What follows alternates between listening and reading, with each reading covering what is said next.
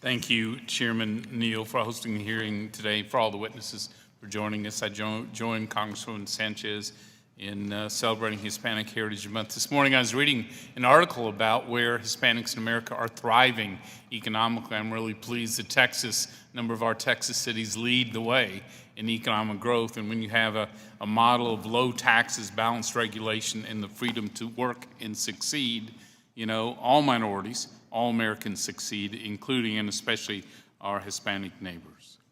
Helping our hospitals, clinics, doctors, and healthcare providers serve their communities should be a straightforward bipartisan effort, especially after witnessing the crisis during a once-in-a-lifetime pandemic.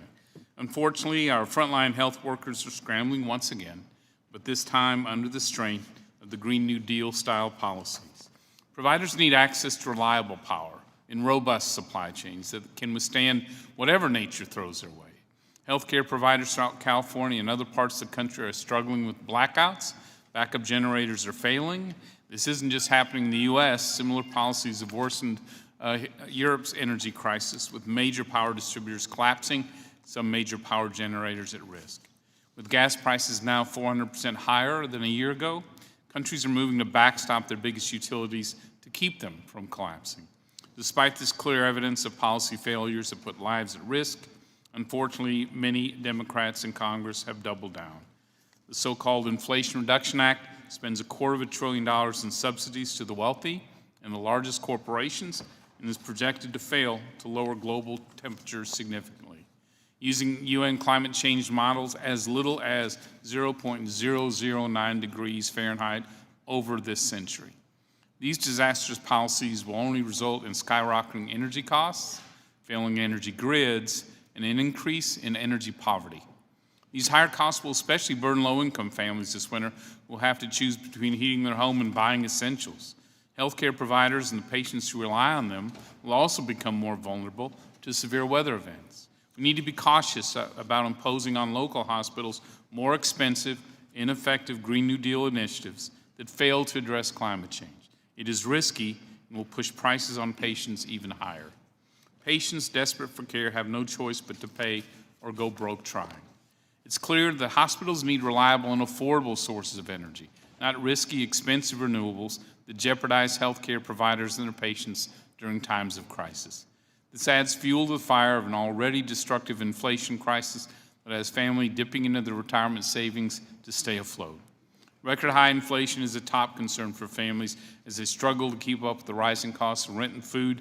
Health insurance inflation is already 17%. And to make it worse, the Democrats' new methane tax means a 17% increase on average family's natural gas bill and likely much higher for our health providers. Shouldn't we be finding ways to give our frontline health providers everything they need to prepare for the next crisis? Instead, while passing higher taxes to be borne by working Americans, unfortunately, the President and congressional Democrats provide lavish Obamacare subsidies for the wealthy. They do this even as the price of health insurances continue to rise, not in spite of, but because of Obamacare's existing subsidies. They provide little incentives for insurers to keep prices low. The result will be even greater premium increases that will strike well before a major weather or health crisis. What about being prepared with breakthrough medicines and treatments? Well, under this new law, you're out of luck as well. Not only do studies show the Inflation Reduction Act, the socialist drug price control kills well over 300 cures in the long term, Congress's own nonpartisan scorekeeper finds that drug prices will increase in the short term. Hospitals and pharmacies will have to pay more to stock up on emergencies. So instead of pursuing catastrophic Green New Deal-style policies, we should focus on more pressing healthcare issues facing America, including a crucial shortage of nurses, physician burnout, delayed payments for healthcare providers, permanent telehealth reform, intrusive government-mandated healthcare, a fentanyl crisis, and a social isolation crisis fueled by government shutdowns that more often affect our vulnerable populations. Republicans believe in lowering energy costs for hospitals and consumers, creating American jobs, providing economic and energy security for families with American resources. That said, while we have differences on policies and approaches, Mr. Chairman, let me assure you Republicans on this committee are open-minded in finding ways to make sure our hospitals and healthcare providers have affordable, reliable, resilient energy. With that, I yield back. Thank you, Mr. Brady.